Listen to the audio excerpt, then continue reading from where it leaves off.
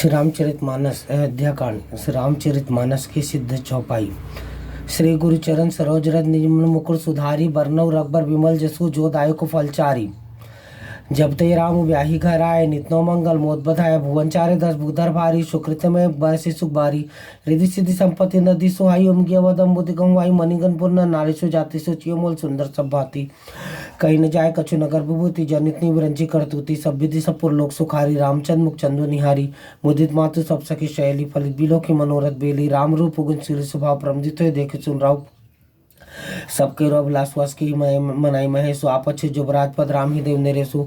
एक समय सब सही समाजा, राजसभा रघुराज विराजा, सकल सुकृत मूर्ति नर नाहु। राम सुजस सुनित छाहु, द्रुप सब रही कृपा भिलाषे। लोक अब करी पृथ्वी रुख राखे, त्रिभुवन तीनी काल जग माही। भोरी भाग दस रसम नाही, मंगल मूल राम सुजासु। जो कछु कहीं तोर सब तासु, राय सुमाय मुकुर कर लीना। बदनु बिलो की मुक्ति सब कीन्हा, श्रवण समीप भयसित के समनु जर पूर्ण सुबदे संदर्भ। युवराज राम कहो देहु, जीवन जन्म लाहु के लेहु। जय श्री राम, जय जय श्री राम।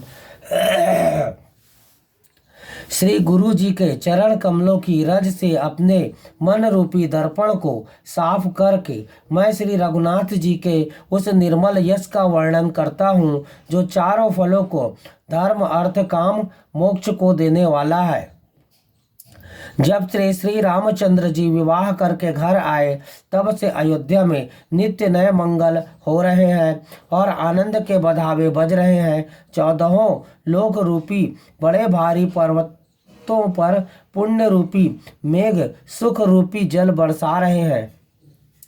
रिद्धि सिद्धि संपत्ति नदी सुहाई, रिद्धि सिद्धि और संपत्ति रूपी सुहावनी नदियां उमड़ उमड़ कर अयोध्या रूपी समुद्र में आ मिली।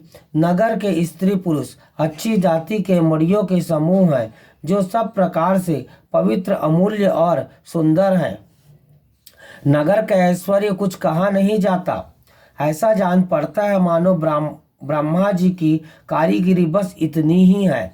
सब नगर निवासी श्री रामचंद्र जी के मुख चंद्र को देखकर सब प्रकार से सुखी हैं।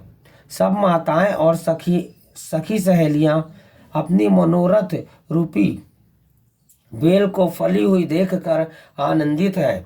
श्री रामचंद्र जी के रूप गुणशील और स्वभाव को देखकर सुनकर राजा दशरथ जी बहुत ही आनंदित होते हैं। सबके हृदय में ऐसी अभिलाषा है और सब महादेव जी को मनाकर प्रार्थना करके कहते हैं कि राजा अपने जीते जी श्री रामचंद्र जी को युवराज पद दे दे। एक समय रघुकुल के राजा दशरथ जी अपने सारे समाज सहित राजसभा में विराजमान थे। महाराज समस्त पुण्यों की मूर्ति है। उन्हें श्री रामचंद्र जी का सुंदर यश सुनकर अत्यंत आनंद हो रहा है। सब राजा उनकी कृपा चाहते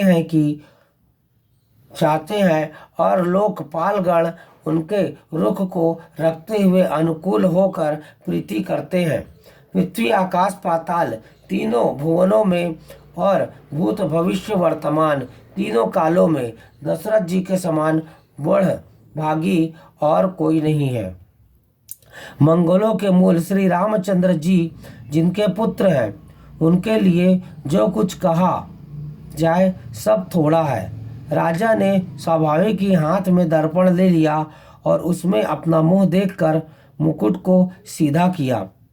देखा कि कानों के पास बाल सफेद हो गए हैं, मानो बुढ़ापा ऐसा उपदेश कर रहा है कि हे राजन, श्री रामचंद्र जी को युवराज पद देकर अपने जीवन और जन्म का लाभ क्यों नहीं लेते। जय श्री सीताराम, जय सिया राम।